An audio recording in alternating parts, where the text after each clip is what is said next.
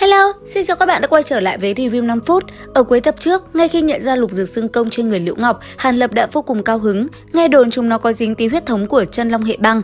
Khi nào dậy thì thành công, lưng sẽ mọc đủ 6 cánh, phun ra hàn khí đủ để biến trăm dặm thành núi tuyết. Tiếc là đám rết này vẫn còn là trẻ vị thành niên, hàn khí phun ra dọa tu sĩ quèn thì được, chứ với người đã nạp một ít kiềm lam băng diễm vào người như Hàn Lập thì cũng chỉ như bật điều hòa phả hơi lạnh mà thôi.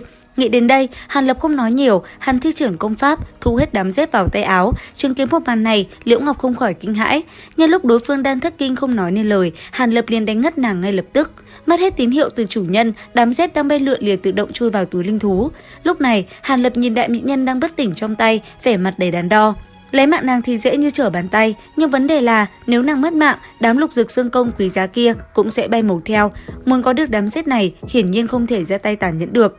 Hơn nữa, hắn cũng đang muốn tìm hiểu bí thuật điều khiển côn trùng của Ngự Linh Tông.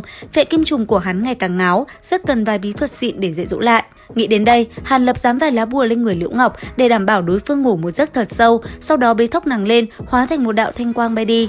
Về phần Hạ Vân Chi, do cô nàng làm hắn nhớ tới người em gái năm xưa nên Hàn Lập không nỡ xuống tay. Thôi thì coi như hôm nay tâm trạng tốt, tha cho nàng một mạng. Dù sao, Hạ Vân Chi cũng không thấy rõ mặt hắn, có vẻ mách lẻo chắc cũng chỉ tả được là một người đàn ông đẹp trai, có cánh, bay rất nhanh mà thôi. Về phía hắn chỉ cần đặt chân đến Khê Quốc là coi như an toàn. Trong lúc đó, khi dàn đệ tử kết đan của Quỷ Linh Môn bị xóa sổ, tại Yểm Nguyệt Tông, một lão ma Nguyên Anh Kỳ đang bế quan bỗng mở cửa phòng, sắc mặt vô cùng khó coi. Vài tên đệ tử ruột đồng loạt bay màu, chuyện này không thể làm lơ được. Lão không nói một lời, lập tức truyền tin cho tất cả các chi nhánh Quỷ Linh Môn, yêu cầu điều tra gấp. Lão muốn xem kẻ nào to gan dám động vào người của mình. Tiếc là hành động của lão đã chậm một nhịp, không chờ ma đạo tìm tới cửa, Hàn Lập đã bay khỏi Việt Quốc.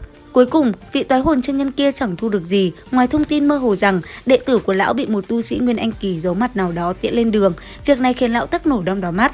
Hơn 10 ngày sau, Hạ Vân Chi mặt mày ủ rũ trở về Ngự Linh Tông, nàng quỳ trước một thạch thất, báo cáo lại toàn bộ sự việc và xin chịu tội. Nghe nàng nói xong, lão giả trong thạch thất có chút nghi ngờ hỏi: cách mấy trăm dặm đã bị phát hiện, tất cả đều bỏ mạng, chỉ có ngươi sống sót trở về thôi ư? Hạ Vân Chi gật đầu khẳng định, không hiểu sao nàng lại giống nhẹm chuyện được tu sĩ kia tha mạng, chỉ nói chung chung là mình may mắn mà thôi.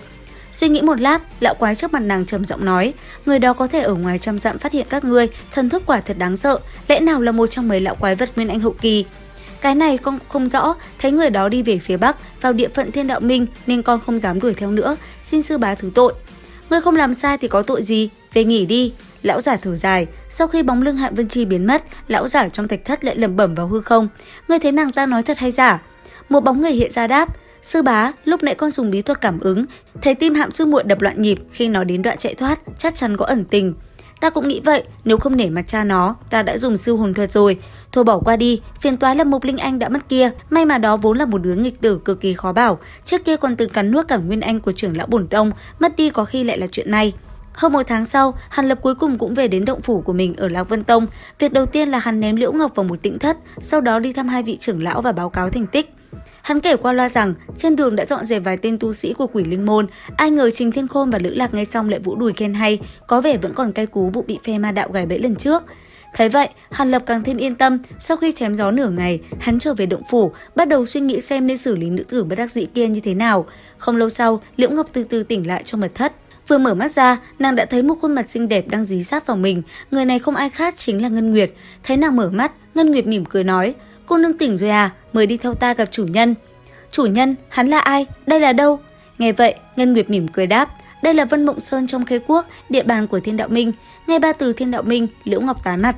Rơi vào tay phe chính đạo, e rằng tính mạng của nàng lành ít dữ nhiều. Một lát sau, nàng được dẫn đến đại sảnh. Hàn Lập đang ngồi trên ghế đá, thản nhiên nhìn một con thú đang húc vào một cái lồng ánh sáng. Liễu Ngọc thầm kinh hãi, thất tê thú, đây chẳng phải là linh thú của Phó gia sao? Lẽ nào người này chính là kẻ đã diệt cả nhà Phó gia?